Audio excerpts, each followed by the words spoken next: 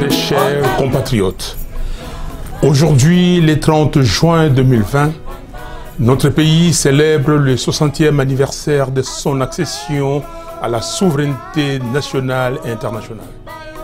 Tout en rendant hommage aux sacrifices consentis par nos pères fondateurs pour défendre le droit de la nation congolaise à vivre dans la dignité, je vous invite cependant à faire avec moi ces constats révoltants, celui de la trahison de l'indépendance nationale.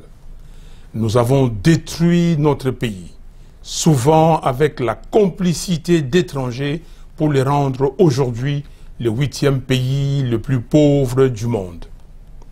Pire, certains Congolais ne se contentent pas seulement d'être fossoyeurs de la mère patrie, ils l'offrent aussi en pâture à ceux dont ils acceptent d'être les marionnettes.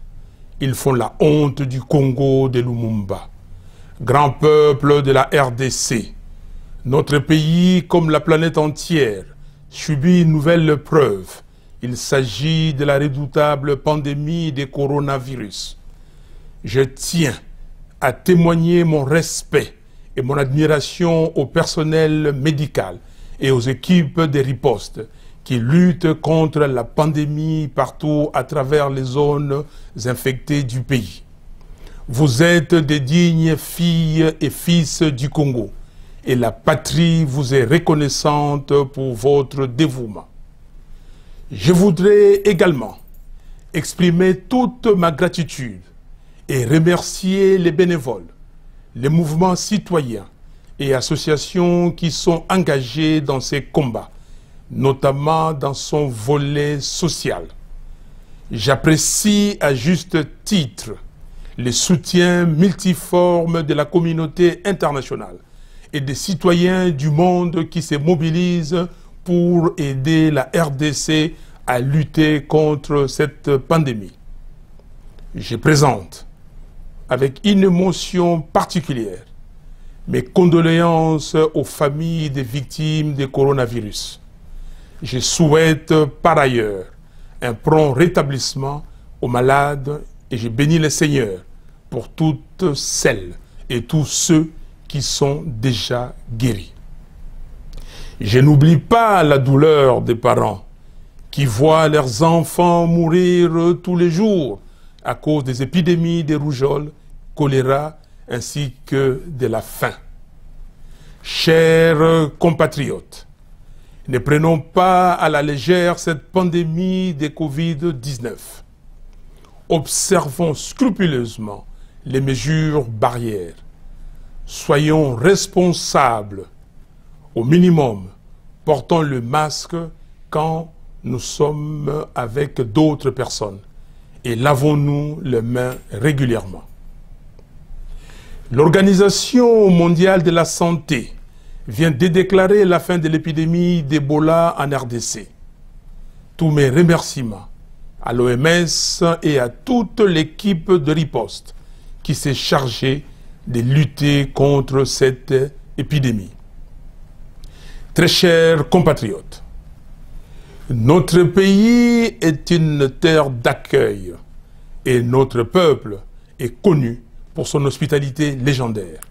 Les étrangers et les réfugiés y sont toujours bien accueillis et respectés. Hélas, depuis plus d'un quart de siècle, une tentative d'extermination d'une partie du peuple congolais se déroule à l'est du pays et prend un tour tragique au nez et à la barbe de la communauté internationale. Cela a commencé depuis mars 1993 avec des graves massacres, des violences sexuelles et des attaques contre les enfants par les armées étrangères, ainsi que les groupes rebelles affiliés à ces armées. Elle s'est poursuivie le 2 août 1998 à Kinshasa, à Mwanda et à Goma. Elle a connu un abominable déchaînement d'atrocités avec les massacres de Makobola, Kasika, Mwenga, Bunyakiri et tant d'autres, où des Congolais ont été enterrés vivants, brûlés vifs, éventrés ou décapités. D'autres ont été chassés de leurs terres, jetés hors de leur demeure, au vu et au su de tout le monde. Ces actes barbares, commis contre le peuple congolais, avaient dépassé les limites de l'abominable avec la guerre des 6 jours à Kisangani, entre les armées rwandaises et ougandaises, du 5 au 11 juin de l'an 2000. Les rapports mapping de l'ONU, rédigés par les Hauts Commissariats des Nations Unies aux droits de l'homme, qui décrit les violations les plus graves des droits humains et du droit international humanitaire commises en République démocratique du Congo entre mars 1993 et juin 2003 est restée lettre morte. Cette absence de justice internationale, s'agissant de la RDC, est non seulement choquante, mais surtout incompréhensible, car à ces jours, les massacres continuent, les incendies des villages, les viols, les tueries à la machette se poursuivent et les déportations massives transforment les routes du Grand Kivu, de l'Ituri et du Haut-Katanga en chemin de la mort et de la terreur. Sans oublier les massacres de Bundudia Congo dans les Congo central, des Kamwena Sapu dans les Kasaï, des Enyele dans l'Équateur, des Yumbi dans les Maïndombe et j'en passe. Toutes ces tueries démontrent clairement que le but poursuivi est d'imposer au peuple congolais l'affolement et la terreur, de vider les villages de leur population autochtone pour ainsi occuper les terres congolaises abandonnées. Comme peuple, nous devons vaillamment lutter contre cela. De 1993 à aujourd'hui, on parle de 6 millions, 8 millions et même de 10 millions de Congolais qui ont péri par le simple fait qu'ils sont filles et fils d'une terre riche que certains de nos voisins, soutenus par certaines forces extérieures, tiennent à occuper coûte que coûte. Cette tragédie est fondamentalement un crime contre l'identité de notre peuple, mais aussi et surtout contre toute la civilisation humaine. En un mot, c'est un génocide du peuple congolais. Grand peuple de la RDC, de l'intérieur et de l'extérieur, les sangs de nos compatriotes suppliciés, dont plusieurs dorment sans tombeau, ne doit pas avoir coulé en vain. Ainsi, le serment que nous lèguent tous nos martyrs, c'est la nécessité absolue pour notre peuple que cette abominable industrie de la mort, qui a décimé des millions de vies congolaises, qui a détruit des millions de familles et qui a traumatisé les survivants pour longtemps, ne soit oubliée par personne. Il est donc de notre devoir de rendre hommage aux victimes de ces crimes odieux, non seulement par le souvenir, mais aussi par les rappels historiques aux autres. Il est aussi de notre devoir de documenter cette barbarie contre l'humanité, de rechercher la justice, de l'enseigner à nos enfants et de passer les flambeaux de l'histoire des souffrances du peuple congolais aux générations futures. Très chers compatriotes, l'indifférence, c'est la trahison de la patrie. L'oubli, c'est la complicité avec ceux qui portent atteinte aux intérêts fondamentaux de la nation. Le souvenir, c'est pour que nos enfants ne soient pas infirmes de leur passé, car les générations de demain doivent savoir qu'il fut un temps où des millions de Congolais sont tombés et que le sacrifice de leur vie forment désormais les liens verticaux qui nous relient à la mère patrie et à notre mémoire commune. Le rapport mapping sur le massacre et atrocités commis par les armées des pays voisins en RDC a été publié en août 2010 et le 2 août 1998 est la date du début de la grande guerre d'agression et d'occupation qui, jusqu'aujourd'hui, continue d'endeuiller le Congo. En ce jour mémorable du 30 juin, jour du 60e anniversaire de l'indépendance nationale, je déclare solennellement que la date du 2 août doit dorénavant être la journée de commémoration du génocide du peuple congolais. À partir d'aujourd'hui, le 2 août doit être à jamais la date qui symbolise notre volonté affirmée de faire reconnaître les calvaires subis par notre peuple comme un crime contre l'humanité. Le 2 août doit alors être l'ardente expression de la révolte d'un peuple qui refuse que son pays soit occupé, balkanisé, c'est-à-dire coupé en morceaux. Partout dans la République et dans la diaspora, le génocide du peuple congolais doit être courageusement commémoré. Alors, dès le 2 août de cette année 2020, sortons les rameaux du deuil, pleurons nos martyrs et disons au monde assez d'indifférence vis-à-vis du supplice du peuple congolais, assez de négation de la tragédie du peuple congolais. Très chers compatriotes, aujourd'hui, les Congos de Lumumba souffrent. Le Congo de Kasavubu est saigné à blanc. Le Congo de Malula est à genoux. Nous sommes humiliés. Le pays va tellement mal que ce 60e anniversaire doit susciter une interrogation importante dans le chef de chaque Congolaise et de chaque Congolais. À savoir, pourquoi laissons-nous notre pays être détruit ou à la merci des autres? En effet, après les épisodes ahurissants de mauvaise gestion, de bradage du patrimoine minier, pétrolier, forestier, de volatilisation des recettes publiques, de privatisation du patrimoine foncier et de l'accaparement de certains biens de l'État par les profiteurs du régime de M. Kabila, voilà que, en bons élèves, leurs complices dans les hold-up électoraux de décembre 2018, nous présentent dans la continuité un feuilleton nauséabond sur le montage d'un plan de détournement massif des deniers publics, baptisé Programme d'urgence de 100 jours. Œuvre d'un pouvoir issu d'un deal de la honte, en définitive de la trahison et de l'indignité.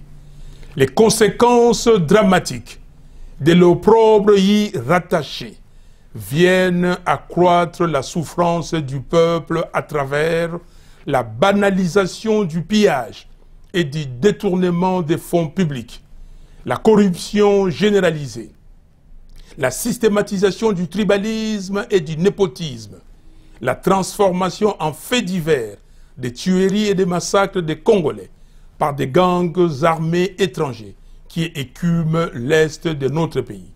L'insécurité généralisée et persistante sur toute l'étendue de la République.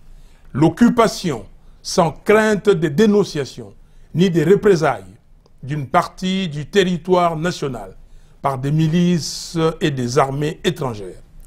La création sournoise d'un État autonome au Tanganyika avec le déploiement ostentatoire d'une armée privée. Autant le feuilleton du programme de 100 jours n'a pas encore livré tous ses secrets au regard des révélations et accusations graves faites lors du procès et pour lesquelles M. Félix Tshisekedi devrait au minimum répondre politiquement. Autant j'existe, autant j'exige que toute la lumière soit faite sur l'affaire des 15 millions de dollars des pétroliers, sur toutes les autres activités du programme de 100 jours, ainsi que sur les détournements des fonds opérés durant les 18 dernières années. Très chers compatriotes, ce 30 juin, j'appelle le peuple congolais à briser les chaînes de la peur, de la soumission, de la résignation, plus de lamentation, ni de supplication, comme le vaillant fils du pays Simon Kimbangu, Patrice Lumumba, Joseph Kasavubu et nos autres pères de l'indépendance, ainsi que nos martyrs du 4 janvier 1959, brisons les chaînes de l'humiliation et bravons les systèmes inhumains et dégradants de l'occupation. Le désordre total, qui n'a pas de nom, que nous observons actuellement dans le pays, n'a qu'une seule source: l'absence de légitimité des institutions et de leurs animateurs, cause fondamentale des crises politiques récurrentes dans notre pays depuis 1960. Le monde entier voit comment le pays qui devrait être le moteur du développement de l'Afrique tout entière est en train de sombrer. Voilà pourquoi il est temps que nous puissions intérioriser et nous approprier les impératifs de notre hymne national. Dressons nos fronts, longtemps courbés. Nous bâtirons un pays plus beau qu'avant. Nous peuplerons ton sol et nous assurerons ta grandeur. Serment de liberté que nous léguons à notre prospérité pour toujours. Très chers compatriotes, en ce moment où nos sœurs et frères noirs américains scandent partout que la vie des Noirs compte et que le mouvement a gagné du terrain partout dans le monde, nous devons nous rappeler la signification de notre hymne national, Debout Congolais. Ainsi, je condamne et dénonce le racisme et la maltraitance des Noirs sous toutes ses formes à travers le monde.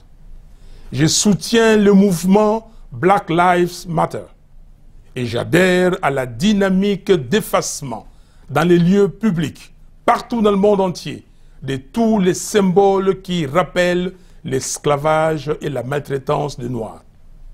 Les statues doivent aller dans le musée et être montrées dans les livres d'histoire. C'est déjà un premier pas que le Conseil des droits de l'homme de l'ONU ait adopté à l'unanimité le 19 juin 2020 une résolution condamnant les racismes systémiques et les violences policières. Dans le même ordre d'idées, je note avec satisfaction la résolution adoptée le même jour par le Parlement européen proclamant que la vie des Noirs compte. Grand peuple de la RDC, j'avais 3 ans et demi au moment de l'indépendance. Tout au long des décennies 60 et 70, les Congolais croyaient vraiment que les lendemains seraient meilleurs dans leur pays. Hélas, je refuse que les jeunes d'aujourd'hui ne puissent bénéficier d'un environnement qui leur permette de rêver dans leur pays. Je refuse que ceux qui n'ont aucun leadership, aucun caractère, aucune moralité et qui n'ont aucune compétence pour résoudre le problème des Congolais soient à la tête de nos institutions. Je refuse qu'on continue à nous traiter comme des enfants et des affamés qui ont besoin de l'aumône. Je refuse que mon peuple continue à subir les humiliations, les agressions, les violences horribles et les tueries gratuites. Je refuse la balkanisation de mon pays et les pillages de nos ressources naturelles. Et je refuse d'être complice du sous-développement chronique de la RDC. En revanche, Nous devons nous engager résolument à assurer la prospérité de notre peuple, avec le soutien de la communauté internationale, certes, mais surtout grâce à un leadership de transformation et responsable que les Congolais méritent. Malheureusement, tous les prémices d'une dégradation plus grave de la situation politique, économique, sociale et sécuritaire du pays sont visibles. Outre la crise de légitimité, d'autres crises se sont exacerbées et il est plus que temps de les résoudre. Pour y arriver, il nous faut des institutions et des animateurs légitimes. Par conséquent, je demande aux leaders de nos confessions religieuses et aux dirigeants de la communauté de développement d'Afrique australe, SADC, soucieux comme nous de la paix, la stabilité et le développement de notre pays, de saisir cette occasion pour réunir toutes les parties prenantes afin de dégager un consensus autour des réformes institutionnelles nécessaires et urgentes à opérer avant d'organiser les élections générales anticipées dans le meilleur délai. Élections présidentielles, législatives nationales et provinciales, sénatoriales ainsi que celles des gouverneurs et vice-gouverneurs des provinces. C'est l'unique solution pour sortir de cette crise afin d'assurer le bon fonctionnement des institutions. Je mets en garde tous ceux qui orchestrent des manœuvres sordides pour pérenniser les pouvoirs honnis par le peuple. Je dis non à la caporalisation et à l'assujettissement de la justice et non à la privatisation de la centrale électorale. Je demande au peuple de commencer les manifestations publiques de protestation dans le respect des gestes barrières afin de faire entendre sa voix pour barrer la route au projet maléfique de M. Kabila. Le révérend Martin Luther King avait dit, je cite, « Nous avons la responsabilité morale de désobéir aux lois injustes. » Et moi j'ai dit, face à la médiocrité, à l'injustice et à la trahison, la désobéissance civile est un devoir.